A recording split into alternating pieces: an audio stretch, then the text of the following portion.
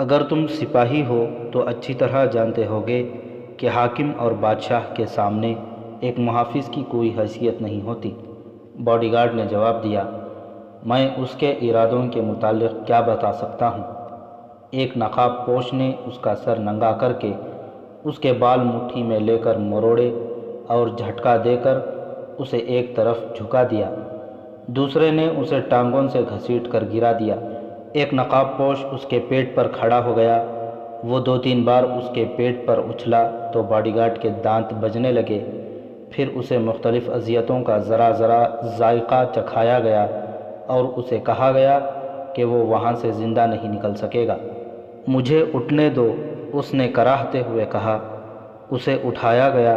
اس نے کہا، سیف الدین سلطان ایوبی کے خلاف لڑنا چاہتا ہے۔ یہ کوئی راز نہیں، ایک نقاب پوش نے کہا۔ ہمیں بتاؤ وہ کب اور کس طرح لڑنا چاہتا ہے؟ کیا وہ حلب اور ہرن کی فوجوں کے ساتھ اپنی فوج شامل کرے گا یا الگ لڑے گا؟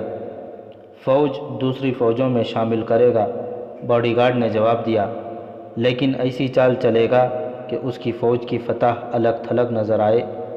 حلب اور ہرن والوں پر اسے بھروسہ نہیں۔ اپنے سالاروں کو اس نے کیا ہدایات دی ہیں؟ ایک نقاب پوش نے پوچھا۔ اس کا منصوبہ یہ ہے کہ صلاح الدین ایوبی کو پہاڑی علاقے میں محصور کر لیا جائے، باڈی گارڈ نے جواب دیا۔ فوج کس راستے سے جائے گی؟ قرون حماد کی طرف سے، باڈی گارڈ نے جواب دیا۔ صلیبی کتنی مدد دے رہے ہیں؟ صلیبیوں نے مدد کا وعدہ کیا ہے، باڈی گارڈ نے جواب دیا، لیکن سیف الدین انہیں بھی دھوکہ دے دے گا۔ صلیبی فوج کے چند ایک کمانڈر موصل کی فوج کو تربیت دے رہے ہیں۔ یہ نقاب پوش اور وہ آدمی جو دوسرے کمرے میں سائقہ کے ساتھ تھے سلطان ایوبی کے چھاپہ مار جاسوس تھے۔ ان کا رابطہ خطیب ابن المخدوم کے ساتھ تھا، بلکہ خطیب ان کا نگران اور سربراہ تھا۔ وہ گروہ سلطان ایوبی کے لیے آنکھوں اور کانوں کا کام کرتا تھا۔ موصل سے جو بھی اطلاع وہ حاصل کرتے تھے سلطان ایوبی کے جنگی ہیڈ کوارٹر کو بھیج دیتے تھے۔ موصل میں وہ مختلف کام دھندا، ملازمت اور دکانداری کرتے تھے۔ خطیب قید ہو گیا تو یہ رات کو باری باری خطیب کے گھر کا پہرا دیتے تھے۔ ان لڑکیوں نے جو سائقہ کے گھر اسے تنہا سمجھ کر سونے آئی تھیں، انہی کے سائے حرکت کرتے دیکھے تھے۔ سائقہ نے ان لڑکیوں کو یہ نہیں بتایا تھا کہ یہ سائے سے انسان ہیں۔ اس نے ایسا تاثر دیا تھا جیسے یہ جنات ہیں۔ ان آدمیوں کو معلوم تھا کہ سائقہ سیف الدین کے پاس باپ سے ملاقات کی اجازت لینے گئی ہے۔ واپس آ کر اس نے ان میں سے ایک آدمی کو بتا دیا تھا کہ رات کو ایک آدمی اسے قید خانے میں لے جانے کے لیے آئے گا۔ اس نے یہ بھی بتا دیا تھا کہ سیف الدین نے اس کے ساتھ ناروا باتیں کیں اور اسے اپنے عقد میں لینے کی پیشکش کی تھی۔ اس آدمی نے اپنے گروہ کو بتایا۔ یہ سب بہت ذہین تھے۔ انہیں شک ہوا کہ سائقہ کو کسی اور طرف لے جا کر اسے غائب کر دیا جائے گا۔ چنانچہ سورج غروب ہونے کے بعد 5 آدمی سائقہ کے گھر میں جا کر چھپ گئے تھے۔ سائقہ باڈی گارڈ کے ساتھ گئی تو یہ آدمی ان کے تعاقب میں چل پڑے۔ آگے جا کر ان کا شک صحیح ثابت ہوا۔ انہوں نے کامیابی سے سائقہ کو بچا لیا اور باڈی گارڈ کو بھی پکڑ لائے جو سیف الدین کا رازدان تھا۔ انہوں نے فوجی اہمیت کے بہت سارے راز اس سے اگلوائے۔ ان میں یہ راز اہم تھا کہ سیف الدین کے بھائی عز الدین نے فوج کو 2 حصوں میں تقسیم کر کے ایک حصے کو اپنی کمان میں رکھا ہے۔ یہ حصہ محفوظ کے طور پر استعمال ہوگا، یعنی اسے بعد میں ضرورت کے مطابق استعمال کیا جائے گا۔ پہلے حملے کی قیادت سیف الدین کو کرنی تھی۔ دوسری اہم بات جو معلوم ہوئی وہ یہ تھی کہ حلب میں گمشتگین اور سیف الدین کے ہاں ایلچی یہ پیغام لے کر گئے ہیں کہ تینوں فوجوں کو مشترکہ کمان میں رکھا جائے اور صلیبیوں کی مدد پر زیادہ بھروسہ نہ کیا جائے۔ باقی معلومات بھی اہم تھیں۔ باڈی گارڈ نے یہ معلومات اگل کر کہا کہ اسے رہا کیا جائے۔ نقاب پوشوں نے اسے رہائی کے وعدے پر ٹال دیا۔ سائقہ کو اسی کمرے میں رہنے دیا گیا، اسے اس کے گھر رکھنا مناسب نہیں تھا۔ باڈی گارڈ کو اس مکان کی ایک اندھیری کوٹھری میں بند کر دیا گیا۔ ہیرن اور حلب سے تقریباً 50 میل دور صلیبی فوج کا جنگی ہیڈ کوارٹر تھا، جہاں زیادہ سرگرمیاں جاسوسی کے متعلق تھیں۔ وہاں جو صلیبی حکمران اور کمانڈر تھے وہ سلطان ایوبی کے خلاف کھلی جنگ لڑنے کے بجائے اس کے مسلمان مخالفین کو متحد کر کے اس کے خلاف لڑانے کی اسکیمیں بنا رہے تھے اور ان پر عمل بھی کر رہے تھے۔ پہلے بتایا جا چکا ہے کہ انہوں نے مسلمانوں کے بڑے بڑے امراء کو اپنے فوجی مشیر دے رکھے تھے، جو انہیں جنگی مشورے دینے کے علاوہ فوجوں کو جنگی تربیت بھی دیتے تھے۔ اپنی اصل نیت پر پردہ ڈالے رکھنے کے لیے وہ مسلمان امراء کو عیش و عشرت کا سامان بھی مہیا کرتے رہتے تھے۔ ان کے جاسوس بھی ان امراء کے درباروں میں موجود رہتے اور اپنے ہیڈ کوارٹر کو خبریں بھیجتے رہتے تھے۔ ہیرن سے گمشتگین کا ایک صلیبی مشیر اپنے اس جنگی ہیڈ کوارٹر میں پہنچا۔ اس وقت صلیبیوں کے دو مشہور جنگجو حکمران ریمانڈ اور ریجنالڈ وہاں موجود تھے۔ ریمانڈ وہ حکمران تھا جسے حال ہی میں سلطان ایوبی نے ایک بروقت اور برق رفتار چال چل کر بھگا دیا تھا، اور ریجنالڈ وہ مشہور صلیبی حکمران تھا جسے نور الدین زنگی نے ایک معرکے میں جنگی قیدی بنا لیا تھا۔ اسے اور دیگر صلیبی قیدیوں کو ہیرن میں گمشتگین کے حوالے کر دیا گیا تھا۔ اس وقت گمشتگین خلافت بغداد کا ایک قلعے دار تھا۔ زنگی فوت ہو گیا تو اس قلعے دار نے خود مختاری کا اعلان کر دیا اور صلیبیوں کے ساتھ دوستی گہری کرنے کے لیے ریجنالڈ جیسے قیمتی قیدی کو تمام صلیبی قیدیوں سمیت رہا کر دیا۔ نور الدین زنگی نے کہا تھا کہ ریجنالڈ کے عوض وہ صلیبیوں سے اپنی شرطیں منوائے گا۔ زنگی مر گیا تو امراء نے عیاشی اور حکومت کے نشے میں اس کے تمام تر منصوبے الٹ کر دیے اور صلیبی سلطنت اسلامیہ کی بنیادوں پر اترنا شروع ہو گئے۔ ہیرن سے صلیبی مشیر جو دراصل جاسوس تھا ریمانڈ اور ریجنالڈ کے پاس پہنچا اور ہیرن کے تازہ واقعات کی تفصیلی رپورٹ دی۔ اس نے کہا، حلب سے الملک الصالح نے گمشتگین اور سیف الدین کو تحفوں کے طور پر پیغام بھیجے ہیں کہ وہ اپنی فوجیں اس کی فوج کے ساتھ مشترکہ کمان میں دے دیں۔ وہاں یہ عجیب واقعہ ہوا کہ گمشتگین کے 2 سالاروں نے ہیرن کے قاضی کو قتل کر دیا اور 2 لڑکیوں کو جو حلب سے الملک الصالح نے پیغام کے ساتھ تحفے کے طور پر بھیجی تھیں بھگا دیا۔ پھر انہوں نے اعتراف کیا کہ وہ صلاح الدین ایوبی کے حامی ہیں اور وہ اسی کے لیے زمیں ہموار کر رہے ہیں۔ یہ دونوں سالار سگے بھائی ہیں اور ہندوستان سے آئے ہیں۔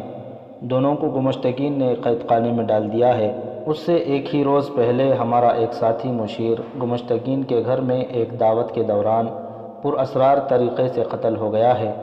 اگلے دن معلوم ہوا کہ گمشتگین کے حرم کی ایک لڑکی اور اس کا ایک باڈی گارڈ لاپتہ ہیں۔ صلیبیوں کی اس کانفرنس میں قہقہہ بلند ہوا اور کچھ دیر تک سب ہنستے رہے۔ ریمانڈ نے کہا، یہ مسلمان قوم اس قدر جنسیت پسند ہو گئی ہے کہ اس کے حکمران اور امراء وزراء جنگ اور سیاست کے فیصلے بھی جنسی لذت پرستی سے مغلوب ہو کر کرتے ہیں۔ ذرا غور کرو کہ گمشتگین جیسے جابر اور جنگجو قلعے دار کی فوج کے اعلیٰ کمان جن 2 سالاروں کے پاس تھی، وہ دونوں اس کے دشمن صلاح الدین ایوبی کے کیمپ کے سالار تھے۔ مجھے یقین ہے کہ ان دونوں نے تحفے میں آئی ہوئی لڑکیوں کی خاطر قاضی کو قتل کیا ہوگا اور لڑکیوں کو صلاح الدین ایوبی کے پاس بھیج دیا ہوگا اور خود قید ہو گئے۔ گمشتگین کے حرم کی جو لڑکی لاپتہ ہو گئی ہے وہ اس محافظ نے بھگائی ہوگی اور ہمارا آدمی معلوم نہیں کس چکر میں قتل ہو گیا۔ مسلمان امراء قلعے داروں اور حاکموں کے حرموں کی مقید دنیا بڑی ہی پراسرار دنیا ہے۔ میں آپ کو یقین دلاتا ہوں کہ یہ قوم عیش و عشرت اور لذت پرستی سے تباہ ہوگی۔ میں 2 باتیں کہوں گا، ایک اور صلیبی نے کہا۔ یہ صلیبی اپنی افواج کی انٹیلیجنس کا سربراہ تھا۔ اس نے کہا، آپ نے کہا ہے کہ تحفے میں آئی ہوئی لڑکیاں ہیرن سے بھگا کر صلاح الدین ایوبی کے پاس بھیج دی گئی ہوں گی۔ میں یہ تسلیم نہیں کرتا۔ میں جاسوسی کا ماہر ہوں۔ دشمن کے فوجی راز حاصل کرنے کے علاوہ میرے شعبے کا کام یہ بھی ہوتا ہے کہ دشمن کے فوجی قائدین اور دیگر اعلیٰ حکام کے ذاتی کردار اور جنگی چالوں کے متعلق بھی معلومات حاصل کرے۔ اور اپنی فوج کو آگاہ کرے۔ میں آپ کو پورے وثوق سے بتاتا ہوں کہ عورت اور شراب کے معاملے میں صلاح الدین پتھر ہے۔ یہی ایک وجہ ہے کہ آپ اسے زہر دے کر نہیں مار سکتے، نہ اسے کسی حسین لڑکی کے جال میں پھانس کر فدائیوں سے قتل کرا سکتے ہیں۔ یہ انسانی فطرت کا اٹل اصول ہے کہ جو انسان ذہنی عیاشی کا عادی نہ ہو اس کا عزم پختہ ہوتا ہے، اور جو مہم ہاتھ میں لیتا ہے اسے سر کر کے ہی دم لیتا ہے۔ آپ کے دشمن صلاح الدین ایوبی میں یہی خوبی ہے۔ یہ اسی کا اثر ہے کہ اس کا دماغ پورا کام کرتا ہے اور وہ ایسی چالیں چلتا ہے جو آپ کے وہم گمان میں بھی نہیں ہوتی، اور آپ کے پاؤں اکھڑ جاتے ہیں۔ جہاں تک میں نے اس کے متعلق معلومات حاصل کی ہیں، ان سے معلوم ہوتا ہے کہ وہ جسمانی ضروریات سے بے نیاز ہے۔ اس نے یہی خوبی اپنی فوج میں پیدا کر رکھی ہے، ورنہ صحرا میں لڑنے والے سپاہی برف پوش وادیوں میں اور پہاڑیوں میں اس یخ موسم میں کبھی نہ لڑ سکتے۔ جب تک آپ اپنے ہاں بھی یہی خوبی پیدا نہیں کریں گے، اپنے اس دشمن کو جسے آپ صلاح الدین ایوبی کہتے ہیں کبھی شکست نہیں دے سکتے۔ اور دوسری بات یہ ہے کہ دوسرے مسلمان امراء، وزراء اور حکمرانوں میں جو زن پرستی پیدا ہو گئی ہے وہ میرے شعبے کا کمال ہے۔ یہودی دانشوروں نے 1 صدی سے زیادہ عرصے سے مسلمانوں کی کردار کشی کی مہم چلا رکھی تھی۔ یہ دراصل ان کی کامیابی ہے کہ ہم نے لڑکیوں اور زر و جواہرات کے ذریعے مسلمان سربراہوں کا کردار ختم کیا ہے۔ ہم تو انہیں اخلاقی لحاظ سے تباہ کرنے کے لیے حسین اور تیز ترار لڑکیاں باقاعدہ تربیت کے ساتھ ان کے ہاں تحفے کے طور پر بھیجتے ہیں۔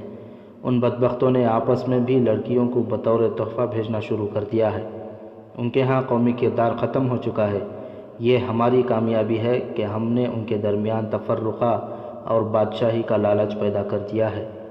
اس قوم کو ہم اسی طرح ختم کریں گے، ریجنالڈ نے کہا، اور یہ قوم اپنے کردار کے ہاتھوں تباہ ہوگی۔ صلاح الدین ایوبی خوش ہو رہا ہوگا کہ اس نے ہمارے بھائی ریمانڈ کو پسپا کیا ہے۔ وہ یہ نہیں جانتا کہ ریمانڈ میدان جنگ میں پسپا ہوا ہے، یہ تو اس کی قوم کے سینے میں گھس گیا ہے۔ ضروری نہیں کہ ہم میدان میں ہی لڑیں، ہم کسی دوسرے محاذ پر بھی لڑ سکتے ہیں۔ اس مہم کو مزید تیز کرنے کی ضرورت ہے، اس مشیر نے کہا جو ہرن سے گیا تھا۔ میں نے آپ کو گمشتگین کے اندرونی خانے کے واقعات سنائے ہیں۔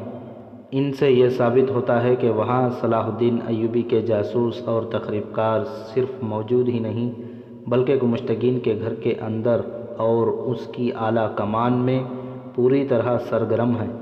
ہمیں ان کے خلاف کوئی کارروائی کرنی چاہیے۔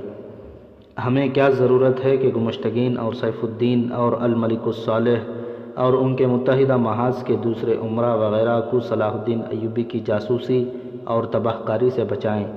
ایک صلیبی کمانڈر نے کہا، ہم تو ان کی تباہی کے عمل کو تیز کریں گے، یہ تباہی ہمارے ہاتھوں ہو یا ان کے اپنے ہی کسی بھائی کے ہاتھوں۔ کیا آپ ان مسلمانوں کو جو صلاح الدین ایوبی کے خلاف لڑ رہے ہیں سچے دل سے اپنا دوست سمجھ بیٹھے ہیں؟ اگر ایسا ہے تو اس کا مطلب یہ ہے کہ آپ سچے صلیبی نہیں۔ آپ شاید ابھی تک یہ نہیں سمجھے کہ ہماری دشمنی نورالدین زنگی کے ساتھ نہیں تھی، نہ ہی صلاح الدین ایوبی کے ساتھ۔ اگر صلاح الدین ایوبی کبھی میرے سامنے آ گیا تو میں اس کا احترام کروں گا۔ وہ جنگجو ہے، میدان جنگ کا بادشاہ ہے، تیغ زن ہے۔ ہماری دشمنی اس مذہب کے خلاف ہے جسے اسلام کہتے ہیں۔ ہم ہر اس آدمی کے خلاف لڑیں گے جو اس مذہب کا دفاع کرے گا اور جو اسے فروغ دے گا۔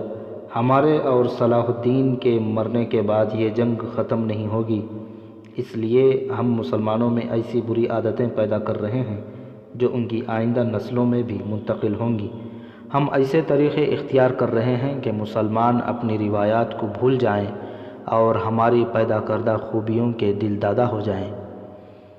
ہمیں ان کے اصل تہذیب و تمدن کو بگاڑنا ہے، ریمانڈ نے کہا۔ ہم اس دور میں زندہ نہیں ہوں گے، ہم دیکھ نہیں سکیں گے۔ میں پورے یقین سے کہتا ہوں کہ ہم نے کردار کی تباہ کاری کی مہم جاری رکھی تو وہ دور آئے گا کہ اسلام اگر زندہ رہا تو یہ اسلام کی بدروح ہوگی جو بھٹکتی پھرے گی۔ مسلمان نام کے مسلمان ہوں گے، ان کی کوئی آزاد اسلامی مملکت رہ بھی گئی تو وہ گناہوں اور بدی کا گھر ہوگی۔ یہودی اور عیسائی دانشوروں نے اس قوم میں بدی کی محبت پیدا کر دی ہے۔ بہرحال اب ضرورت یہ ہے کہ وہ لوگ ہماری مدد کی توقع لیے بیٹھے ہیں۔ صلیبی مشیر نے کہا، گمشتگین نے مجھے اسی لیے بھیجا ہے۔ بہت دیر اس مسئلے پر تبادلہ خیالات ہوتا رہا۔ آخر یہ فیصلہ ہوا کہ فوجوں کی صورت میں انہیں کوئی مدد نہ دی جائے، مدد کا جھانسا دیا جائے، انہیں یہ یقین دلایا جائے کہ وہ صلاح الدین ایوبی پر حملہ کر کے اسے ارستان کے اندر ہی لڑاتے رہیں، اور ہم اپنی فوجیں اس کے کسی نازک مقام پر لے جا کر اسے مجبور کر دیں کہ وہ ارستان سے پسپا ہو جائے۔ یہ فیصلہ بھی کیا گیا کہ حلب، حرن اور موصل کی فوجوں کے لیے اس مشیر کے ہمراہ کمانوں اور تیروں کا اور آتش گیر مادے کا ذخیرہ بھیج دیا جائے۔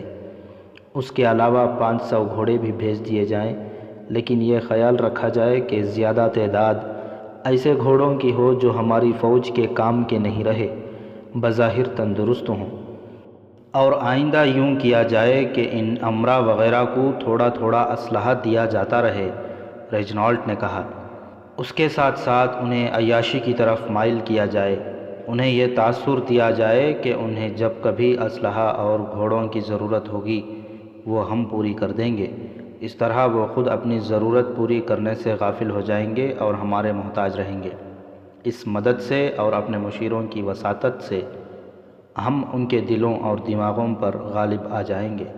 انتہائی ضروری بات تو رہ گئی ہے، ایک کمانڈر نے کہا۔ شیخ سنان کے بھیجے ہوئے 9 فدائی چلے گئے ہیں۔ اب کہ امید ہے کہ وہ صلاح الدین ایوبی کو قتل کر دیں گے۔ وہ جو حلف اٹھا کر گئے ہیں اس میں انہوں نے یہ بھی کہا ہے کہ وہ جان پر کھیل کر اسے قتل کریں گے، ورنہ وہ زندہ واپس نہیں آئیں گے۔ اسی روز 500 گھوڑے، 1000 کمانیں اور لکھوں کہا تیر اور آتش گیر مادے کے سرم بہر مٹکے حلب کو اس پیغام کے ساتھ روانہ کر دیے گئے کہ اس ٹھوس مدد کا سلسلہ جاری رہے گا اور صلاح الدین ایوبی پر فوراً حملہ کر دیا جائے گا۔ سلطان صلاح الدین ایوبی اپنے ہیڈ کوارٹر میں بیٹھا تھا۔ اس کے پاس سب سے پہلے انطانون اور فاطمہ پہنچے۔ فاطمہ گمشتگین کے حرم کی وہ لڑکی تھی جس نے ایک صلیبی مشیر کو قتل کیا اور انطانون نام کے محافظ کے ساتھ بھاگ گئی تھی۔ انطانون سلطان ایوبی کا بھیجا ہوا جاسوس تھا جو جذبات سے مغلوب ہو گیا تھا، اسی لیے وہ گرفتار ہوا تھا۔ یہ تو سالار شمس الدین اور سالار شاد بخت کی بدولت تھا کہ اسے دھوکے سے بھگا دیا گیا تھا۔ سلطان ایوبی کی انٹیلیجنس کا سربراہ حسن بن عبداللہ تھا جو انطانون اور فاطمہ کو سلطان ایوبی کے پاس لے گیا تھا۔ انطانون نے اپنی واردات منوعاً سنا دی جو سلطان ایوبی کو پسند نہ آئی، لیکن اسے اس لیے معاف کر دیا گیا کہ وہ کامیابی سے گمشتگین کے محافظ دستے میں شامل ہو گیا تھا۔ اس نے دوسرا کارنامہ یہ کیا تھا کہ اس نے فاطمہ کے ساتھ تعلقات پیدا کر کے حرم تک رسائی حاصل کر لی تھی۔ سلطان ایوبی نے انطانون کے متعلق حکم دیا کہ اسے فوج میں بھیج دیا جائے کیونکہ جاسوسی کے نازک کام کے لیے اس کے جذبات پختہ نہیں ہیں۔ فاطمہ کو دمشق بھیج دینے کا حکم دیا گیا۔ میں انطانون کے ساتھ شادی کرنا چاہتی ہوں، فاطمہ نے کہا۔ ایسا ہی ہوگا، سلطان ایوبی نے کہا، لیکن شادی دمشق میں ہوگی۔ میدان جنگ شہادت کے لیے ہے، شادی کے لیے نہیں۔ سلطان محترم، انطانون نے کہا، میں نے آپ کو ناراض کیا ہے۔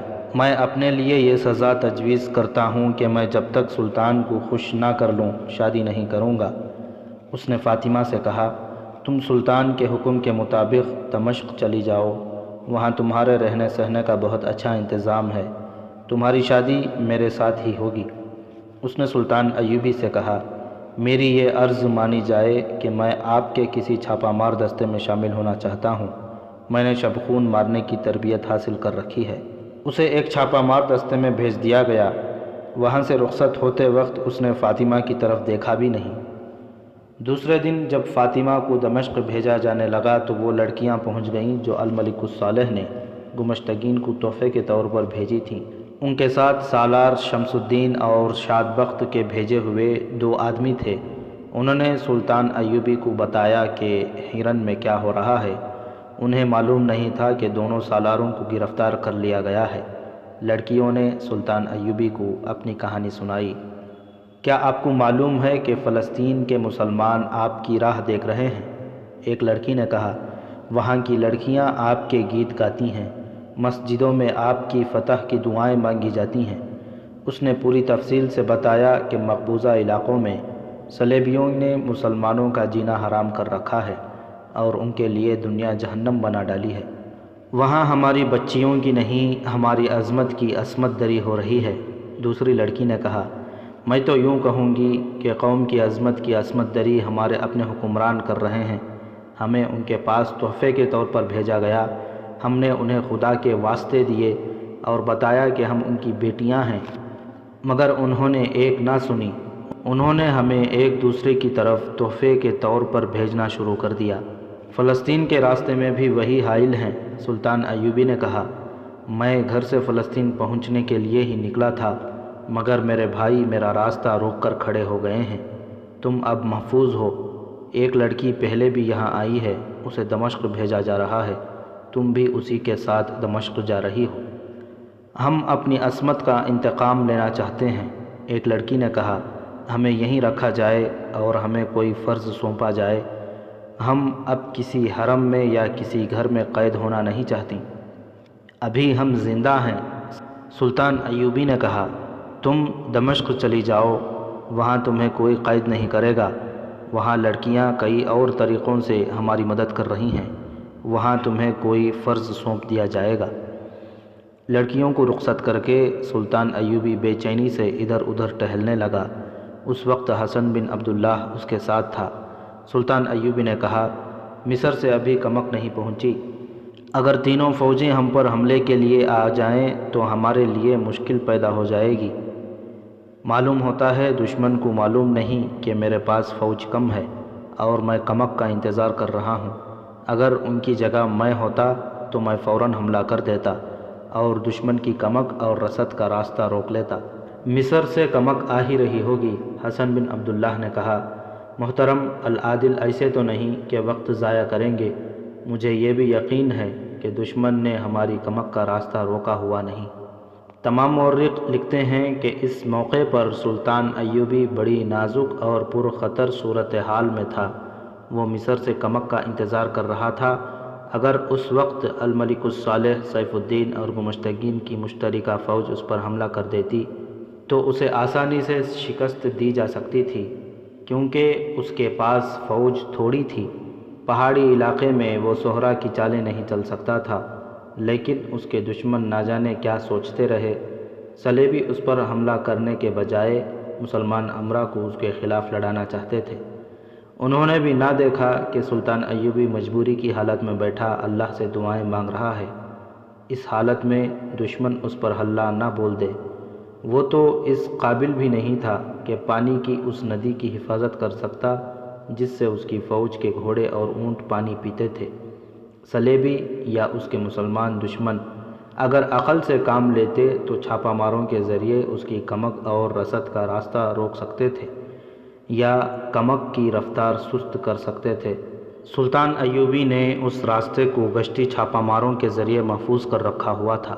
قاضی بہاؤالدین شداد، جو اس وقت کا عینی شاہد اور مبصر ہے، اپنی یادداشتوں سلطان یوسف صلاح الدین ایوبی پر کیا افتاد پڑی میں لکھتا ہے، اگر خدا انہیں یعنی دشمنوں کو فتح دینا چاہتا تو وہ سلطان ایوبی پر اس وقت حملہ کر دیتے، مگر خدا جسے ذلیل کرنا چاہتا ہے وہ ذلیل ہو کے رہتا ہے۔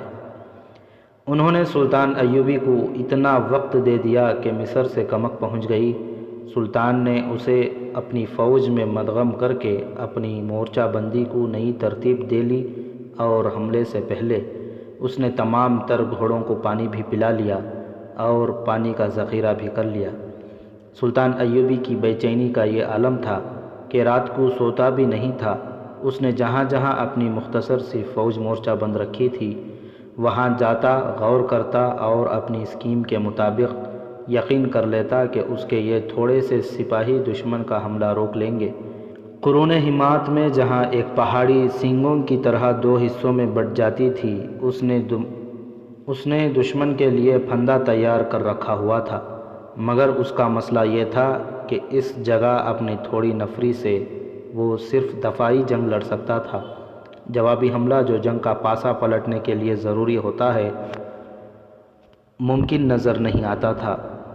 اس کے جاسوسوں نے اسے یہ بھی بتا دیا تھا کہ صلیبی کوشش کریں گے کہ مسلمان امرا کو سلطان ایوبی کے خلاف اس طرح لڑایا جائے کہ جنگ طول پکڑ جائے، تاکہ سلطان ایوبی پہاڑی علاقے سے باہر نہ نکل سکے اور محصور ہو کر دفاعی جنگ لڑتا لڑتا ختم ہو جائے۔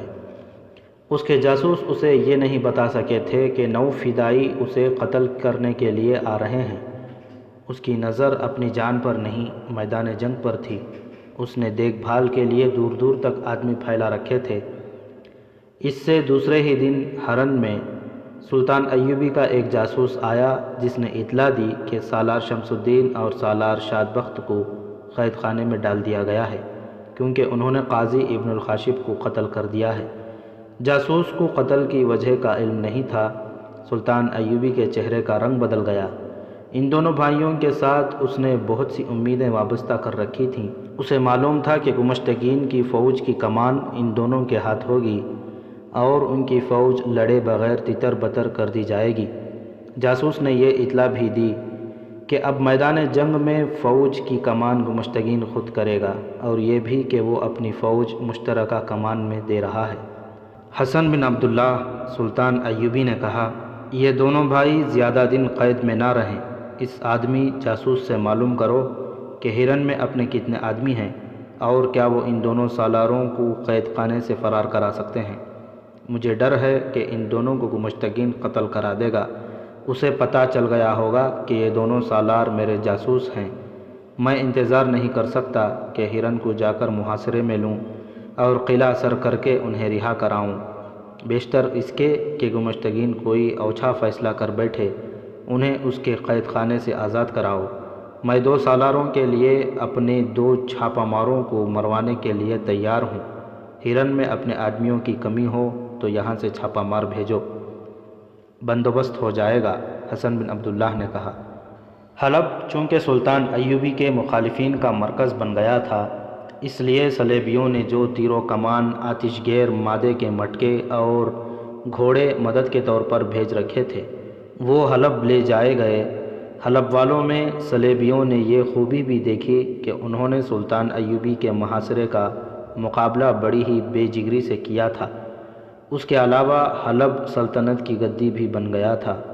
صلیبی مشیروں نے موصل میں سیف الدین کو اور ہرن میں گمشتگین کو پیغام بھیجے کہ ان کی مشترکہ فوج کے لیے مدد آ گئی ہے اور وہ فوراً حلب میں آ جائیں۔ مورخین کے مطابق ان کی ملاقات حلب شہر سے باہر ایک ہرے بھرے مقام پر ہوئی، جہاں تینوں میں ایسا معاہدہ ہوا جو تحریر میں نہ لایا گیا۔ معاہدے کو آخری شکل صلیبی مشیروں نے دی۔ اس رات موصل کے قید خانے میں خطیب ابن المخدوم حسب معمول دیے کی روشنی میں بیٹھا قرآن پڑھ رہا تھا۔ اس کی بیٹی سائقہ اسی مکان کے ایک کمرے میں بیٹھی تھی جہاں اسے تھیلے میں ڈال کر لے جایا گیا تھا۔ جس باڈی گارڈ کو اس کے ساتھ پکڑا گیا تھا وہ دوسرے کمرے میں بند تھا۔ اس مکان میں ان میں سے صرف 2 آدمی تھے جو سائقہ اور باڈی گارڈ کو اٹھا لائے تھے۔ ان کے باقی ساتھی قید خانے کی دیوار کے ساتھ باہر کی طرف لگے کھڑے تھے۔ دیوار کا بالائی حصہ قلعے کی دیوار کی طرح تھا، جس میں مورچے سے بنے ہوئے تھے۔ دیوار پر سنتری گھوم پھر رہے تھے۔ ان کی تعداد زیادہ نہیں تھی۔ وہ عہدیدار نے جس نے خطیب کو فرار کرانے کا وعدہ کیا تھا دیوار پر چلا گیا۔ وہ سنتریوں کو دیکھتا پھر رہا تھا۔ اس نے اس دیوار والے سنتری کو جس کے نیچے آدمی کھڑے تھے بلایا اور اسے اپنے ساتھ لے گیا۔ اس نے کوئی اشارہ کیا۔ نیچے چھپے ہوئے آدمیوں نے رسہ اوپر پھینکا۔ رسے کا سرا ایک مضبوط ڈنڈے کے ساتھ درمیان میں بندھا ہوا تھا اور ڈنڈے پر کپڑے لپیٹ دیے گئے تھے تاکہ اوپر دیوار پر گر کر زیادہ آواز نہ پیدا کرے۔ ڈنڈا اوپر جا کر اٹک گیا۔ ایک تو اندھیرا تھا، دوسرے عہدیدار سنتری کو دور لے گیا تھا۔ 4 آدمی رسے کے ذریعے اوپر چڑھ گئے۔ یہی رسہ اوپر کھینچ کر اندر کی طرف نیچے گرا دیا گیا۔ چاروں نے خنجر نکال کر اپنے اپنے منہ میں پکڑ لیے اور رسے سے نیچے اتر گئے۔ انہیں عہدیدار نے اندر کا نقشہ سمجھا رکھا تھا۔ اندر کچھ روشنی تھی، کہیں کہیں مشعلیں جل رہی تھیں۔ کوٹھری کی ایک قطار کے آگے برآمدہ تھا جس میں ایک سنتری ٹہل رہا تھا۔ یہ چاروں چھپ گئے۔ سنتری ان کی طرف آیا تو ایک آدمی نے کہا، ادھر آنا بھائی۔ وہ جوں ہی ادھر گیا، دونوں آدمیوں کی گرفت میں آ گیا۔ دل پر خنجر کے 2 وار کام کر گئے۔ چاروں آدمی چھپ چھپ کر آگے بڑھ رہے تھے۔ ایک خاصا آگے تھا، باقی 3 بکھر کر چھپتے چھپاتے اس کے پیچھے جا رہے تھے۔ وہ قید خانے کے اس حصے میں پہنچ گئے جو گولائی میں تھا۔ خطیب کی کوٹھری اس حصے میں تھی۔ آگے جانے والا آدمی اس کوٹھری تک پہنچ گیا۔ خطیب نے دروازے کی طرف دیکھا۔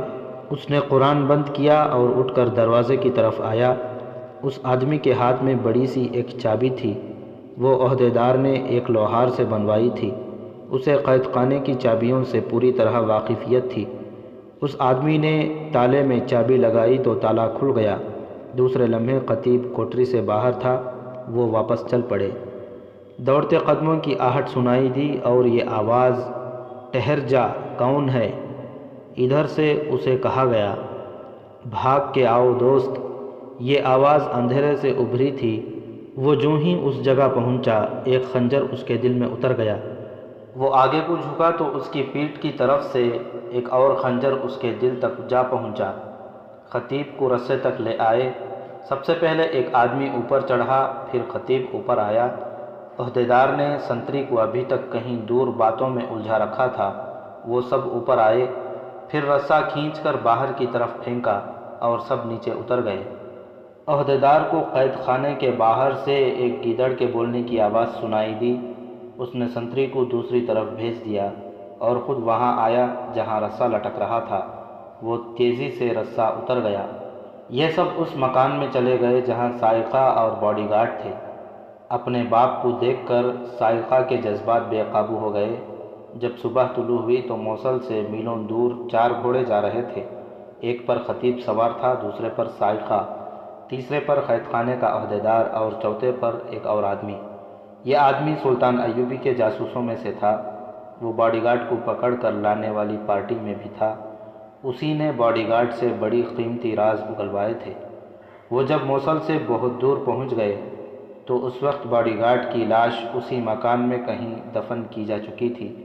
رات کو جب یہ پارٹی فرار ہوئی تھی، باڈی گارڈ کو قتل کر دیا گیا تھا۔ اس وقت قید خانے میں بھی قیامت بپا ہو چکی تھی۔ اندر 2 سنتریوں کی لاشیں پڑی تھیں۔ خطیب غائب تھا۔ عہدیدار کا بھی کسی کو علم نہ تھا کہ کہاں چلا گیا ہے، اور دیوار کے ساتھ باہر کی طرف ایک رسہ لٹک رہا تھا۔ والی موصل کے ہاں تو 1 روز پہلے سے بھی یہ قیامت بپا ہو چکی تھی کہ سیف الدین نے یہ حکم دے دیا تھا کہ اس کا باڈی گارڈ سائقہ کو قید خانے کے بہانے کسی اور جگہ لے جانے اور اس تک پہنچانے کے لیے گیا تھا، لیکن لڑکی اتنی خوبصورت تھی کہ باڈی گارڈ کی نیت خراب ہو گئی اور وہ اسے کہیں بھگا لے گیا۔ یہ تو وہ سوچ بھی نہیں سکتا تھا کہ باڈی گارڈ کو لڑکی سمیت پکڑ لیا گیا ہے۔ ہرن کے قید خانے میں سالار شمس الدین اور شادبخت قید تھے۔ سلطان ایوبی نے حکم دے دیا تھا کہ انہیں وہاں سے نکالنے کا بندوبست کیا جائے، لیکن انہوں نے ہرن میں اپنا جو گروہ تیار کر رکھا تھا وہ پہلے ہی بندوبست کر چکا تھا۔ ان سالاروں نے فوج اور انتظامیہ کی ہر سطح پر 1 2 آدمی داخل کر رکھے تھے۔ سالاروں کے فرار میں دشواری یہ تھی کہ انہیں قید خانے کے تہ خانے میں رکھا گیا تھا۔ وہاں سے نکالنے کے لیے کوئی خصوصی طریقہ اختیار کرنے کی ضرورت تھی۔ خدا نے ان کی مدد کی۔ گمشتگین کو حلب سے بلوایا گیا اور وہ اپنے اعلیٰ حکام، مشیروں اور محافظوں کو ساتھ لے کر روانہ ہو گیا۔ شمس الدین اور شادبخت کی گرفتاری کے بارے میں صرف گمشتگین کے قریبی حلقوں کو علم تھا۔ قاضی کے قتل کو بھی شہرت نہیں دی گئی تھی۔ فوج تک کو ابھی معلوم نہ تھا کہ ان کے 2 اعلیٰ کمانڈروں کو قید خانے میں ڈال دیا گیا ہے۔ گمشتگین کے جانے کے 1 روز بعد قید خانے کے داروغہ نے دیکھا کہ 3 گھوڑ سوار گھوڑے دوڑاتے آ رہے ہیں۔ وہ گرد سے باہر آئے تو اس نے دیکھا کہ ان کے ساتھ 2 گھوڑے خالی ہیں۔ دن کا وقت تھا۔ گھوڑے قید خانے کے دروازے پر آ کر رک گئے۔ ایک سوار نے ہرن کی فوج کا جھنڈا بھی اٹھا رکھا تھا۔ یہ جھنڈا میدان جنگ میں سالار اعلیٰ کے ساتھ ہوتا تھا۔ ان سواروں میں ایک کمانڈر تھا اور دوسرے 2 سوار سپاہی تھے۔ وہ محافظ دستے کے معلوم ہوتے تھے۔ قید خانے کا داروغہ جو بڑے دروازے کی سلاخوں سے دیکھ رہا تھا اس کمانڈر کو جانتا تھا۔ وہ باہر آ گیا، کمانڈر سے پوچھا کہ وہ کیوں آئے ہیں۔ بادشاہوں کے حکم کے نرالے ہوتے ہیں، کمانڈر نے کہا۔ شراب کے نشے میں ان سالاروں کو قید میں ڈال دیا جن کے بغیر فوج ایک قدم نہیں چل سکتی۔ اب حکم ملا ہے کہ دونوں کو قید خانے سے نکالا جائے۔ آپ دونوں سالاروں کو لینے آئے ہیں؟ داروغہ نے پوچھا۔ ہاں، کمانڈر نے کہا، انہیں جلدی لے جانا ہے۔ آپ کے پاس قلعہ دار امیر گمشتگین کا تحریری حکم نامہ ہے؟ داروغہ نے کہا۔ وہ تو کہیں باہر چلے گئے ہیں۔ میں وہیں سے آیا ہوں، کمانڈر نے کہا۔ میں رات کو ہی آ گیا تھا۔ انہیں اب تحریری حکم نامہ جاری کرنے کا ہوش نہیں رہا۔ ہماری فوج حلب اور موصل کی فوجوں کے ساتھ مل کر سلطان ایوبی پر حملہ کرنے جا رہی ہے۔ اگر ہم نے وقت ضائع کر دیا تو ایوبی حملہ کر دے گا۔ خطرہ بڑھ گیا ہے۔ گمشتگین اسی سلسلے میں حلب گیا ہے۔ اسے جو خطرہ نظر آ رہا ہے اس نے اس کے ہوش ٹھکانے کر دیے ہیں۔ اسے احساس ہو گیا ہے کہ ان 2 سالاروں کے بغیر وہ لڑ نہیں سکے گا۔ اس نے مجھے حلب کے راستے سے واپس دوڑا دیا کہ ان دونوں کو ان کے جھنڈے کے ساتھ پورے اعزاز سے لاؤ۔ اسی حکم کے تحت ہم ان کا جھنڈا اور گھوڑے لائے ہیں۔ داروغہ اسے اندر لے گیا۔ دونوں سپاہی بھی ساتھ چلے گئے۔ وہ تہ خانے میں گئے۔ سالار 2 مختلف کوٹھریوں میں بند تھے۔ پہلے ایک سالار کو نکالا گیا۔ کمانڈر نے اسے فوجی انداز سے سلام کر کے کہا، امیر ہرن گمشتگین نے آپ کی رہائی کا حکم بھیجا ہے۔ آپ کا گھوڑا اور آپ کا ذاتی محافظ ہمارے ساتھ ہے۔ آپ کے لیے حکم ہے کہ تیار ہو کر فوراً حلب پہنچیں۔ معلوم ہوتا ہے شراب کا نشہ اتر گیا ہے، سالار نے کہا۔ میری حیثیت ایسی نہیں کہ آپ کی رائے کی تائید یا تردید کر سکوں، کمانڈر نے کہا۔ میرا کام حکم پہنچانے اور آپ کے ساتھ جانے تک محدود ہے۔ داروغہ نے ان کی باتیں غور سے سنی۔ اسے یقین ہو گیا کہ یہ کوئی گڑبڑ نہیں، لیکن دوسرے سالار کو نکالنے لگے تو داروغہ کو شک ہو گیا۔ اس سالار نے کمانڈر کو دیکھا تو جذبات سے مغلوب ہو کر بولا، تم آ گئے، سب ٹھیک ہے؟ اس نے داروغہ کی موجودگی کو نظر انداز کر دیا تھا۔ داروغہ اناڑی نہیں تھا۔ اس کی عمر قید خانے میں گزری تھی۔ اس نے کوٹھری کا تالا کھول دیا تھا، دروازہ کھلنا باقی تھا۔ اس نے تالا پھر چڑھا دیا اور بولا، تحریری حکم نامے کے بغیر میں انہیں رہا نہیں کروں گا۔ کمانڈر نے اس کے ہاتھ پر ہاتھ مارا اور اس سے چابی چھین لی۔ 2 سپاہی 2 سالاروں کے باڈی گارڈ بن کے آئے تھے، داروغہ کی پیٹھ کے ساتھ لگ گئے۔ دونوں نے خنجر نکال کر ان کی نوکیں اس کی پیٹھ پر رکھ دیں۔ کمانڈر اسے سرگوشی میں کہا، تم سلطان صلاح الدین ایوبی کے چھاپہ مار جان بازوں کے قبضے میں ہو۔ تم جانتے ہو سلطان ایوبی کے چھاپہ مار کیا کیا کرتے ہیں۔ اونچی آواز نہ نکلے۔ کمانڈر نے دروازہ کھولا۔ داروغہ کو دھکیل کر اس طرح کوٹھری میں لے گئے کہ قریب سے گزرنے والوں کو بھی شک نہیں ہو سکتا تھا کہ یہاں کوئی جرم ہو رہا ہے۔ اندر لے جا کر اسے سلاخوں والے دروازے سے پرے کر لیا گیا۔ ایک سپاہی نے بڑی تیزی سے ایک رسی جو بمشکل 1 پاؤنڈ گز لمبی تھی اس کی گردن کے گرد لپیٹ کر رسی کو مروڑا اور 2-3 جھٹکے دیے۔ داروغہ کی آنکھیں باہر نکل آئیں۔ وہ ٹھنڈا ہو گیا تو اسے پتھر کے اس چوڑے بینچ پر ڈال دیا گیا جس پر قیدی سویا کرتے تھے۔ لاش پر کمبل ڈال دیا گیا۔ اس سالار نے بے موقع جذباتی ہو کر یہ مشکل پیدا کر دی تھی۔ ان لوگوں نے باہر نکل کر دروازے پر تالا چڑھا دیا اور چابی اپنے ساتھ لے گئے۔ باہر کے دروازے کی چابیاں داروغہ کے پاس تھیں، وہ بھی ان سے چھین لی گئی تھیں۔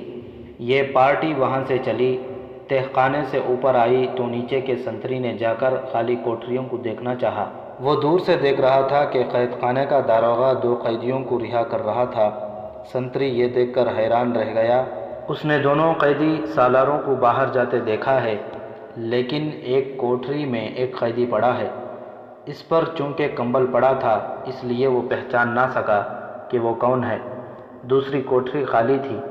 اس نے کمبل میں لپٹے ہوئے قیدی کو آوازیں دیں مگر وہ نہ بولا۔ دروازہ مقفل تھا۔ سنتری نے سلاخوں میں سے برچھی اندر کی، اس کی نوک قیدی تک پہنچ گئی۔ اس نے نوک قیدی کو چبھوئی، وہ پھر بھی نہ اٹھا۔ برچھی سے اس نے کمبل ہٹا کر اس کا چہرہ ننگا کر دیا۔ یہ دیکھ کر گھبرا گیا کہ یہ تو قید خانے کا داروغہ تھا۔ آنکھیں اور چہرے سے صاف پتہ چلتا تھا کہ وہ مرا ہوا ہے۔ اس نے وہیں سے چلانا شروع کر دیا، خبردار خبردار، قیدی نکل گئے۔ وہ اوپر کو دوڑا، اس کی پکار پر نقارہ بجنے لگا۔ یہ الارم تھا۔ اس وقت فرار ہونے والی پارٹی بڑے دروازے پر پہنچ گئی تھی۔ سنتری دوڑا آ رہا تھا۔ بڑے گیٹ کی چابیاں کمانڈر کے پاس تھیں۔ انہوں نے قدم تیز کر دیے اور اندرونی تالے کی چابی لگائی۔ سنتری نے دور سے کہا، انہیں روک لو، داروغہ کوٹری میں مرے ہوئے ہیں۔ نقارے کی آواز پر قید خانے کے تمام سنتری اپنی اپنی ڈیوٹی پر پہنچ گئے۔ باہر کے گارڈز دوڑے آئے، دروازہ کھول دیا گیا۔ چونکہ یہ خطرے کا الارم تھا، اس لیے باہر سے آنے والی گارڈ کی نفری ٹریننگ کے مطابق بہت تیزی سے دروازے میں داخل ہوئی۔ سب سے بڑا خطرہ یہ ہوا کرتا تھا کہ قیدیوں نے بغاوت کر دی ہوگی یا کہیں آگ لگ گئی ہوگی۔ وہ سنتری جو چیختا چلاتا آ رہا تھا، باہر سے آنے والی گارڈ کے سیلاب میں گم ہو گیا۔ اس ہڑبونگ سے فائدہ اٹھاتے ہوئے فرار ہونے والے باہر نکل گئے۔ گھوڑے باہر کھڑے تھے۔ وہ گھوڑوں پر سوار ہوئے، لیکن گھوڑے گھوم کر چلے تو کسی نے انہیں للکارا، رک جاؤ، مارے جاؤ گے۔ انہوں نے گھوڑوں کو ایڑ لگا دی۔ پیچھے سے ایک ہی بار تیروں کی بوچھاڑ آئی۔ 2 تیر کمانڈر کی پیٹھ میں اتر گئے اور ایک تیر ایک سالار کے گھوڑے کے پچھلے حصے میں لگا۔ کمانڈر نے جسم میں 2 تیر لے کر بھی اپنے آپ کو سنبھالے رکھا۔ سالار شمس الدین کا گھوڑا تیر کھا کر بتکا۔ شمس الدین نے اسے سنبھالنے کی کوشش کی اور اس نے کمانڈر کے گھوڑے کے قریب لے جا کر اس کے گھوڑے پر کود گیا۔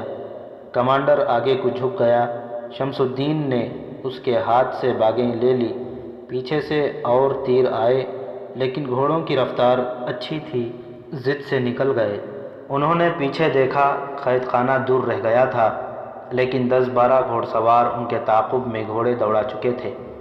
آگے علاقہ کھلا تھا، آبادی دوسری طرف تھی۔ فرار ہونے والوں نے گھوڑوں کو انتہائی رفتار پر ڈال دیا۔ ان کے پاس ہتھیاروں کی کمی تھی۔ دونوں سالار نہتے تھے۔ کمانڈر شہید ہو رہا تھا۔ وہ مقابلہ کرنے کی حالت میں نہیں تھا۔ آگے چٹانیں اور ٹیلے آ گئے۔ ایک سالار نے کہا، بکھر جاؤ، اکیلے اکیلے ہو جاؤ۔ وہ منجھے ہوئے سوار تھے۔ تعاقب کرنے والے ابھی دور تھے۔ انہوں نے دیکھا کہ فرار ہونے والے ایک دوسرے سے دور دور ہو کر چٹانوں میں غائب ہو گئے ہیں۔ وہ سست پڑ گئے اور نکلنے والے نکل گئے۔